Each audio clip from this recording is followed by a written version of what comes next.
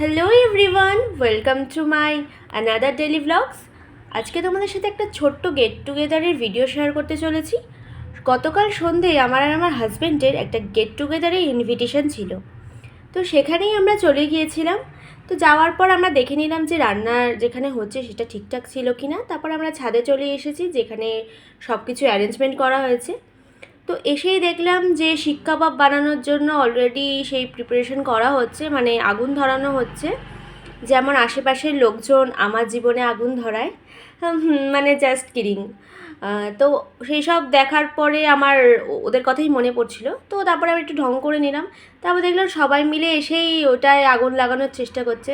সেখানে আমার হাজব্যান্ডও চেষ্টা করছে, মানে আমার জীবনে আগুন লাগানোর। যাই হোক, তারপর আমি একটু ঢং করছিলাম। তারপরে এই পুচকিটাকে দেখো, কি কিউট ছিল, মানে আমাদের শো স্টপার ছিল। এত কিউট ছিল, খালি শশা খেয়েই ওর পার্টিটা এন্ড করে দিয়েছে। ও আর কিছুই খেতে পারেনি, কারণ ও তো অনেক সিনিয়র মানুষ। তারপর আমাদের স্টার্টার চলে এসেছিলো, চিকেন পকোড়া আর শিক কাবাব ছিল আমাদের আইটেমে। তারপর যেহেতু অনেক রাত হয়ে গেছে, অনেকের বাড়ি যাওয়ার তাড়া আছে, তো ব্যাচ স্টার্ট হয়ে গেছিলো খাওয়া দাওয়ার। আর এই ভাইটা দেখো নাচ শুরু করেছে। এখানে সবাই আস্তে আস্তে এক এক করে নাচ করছিল।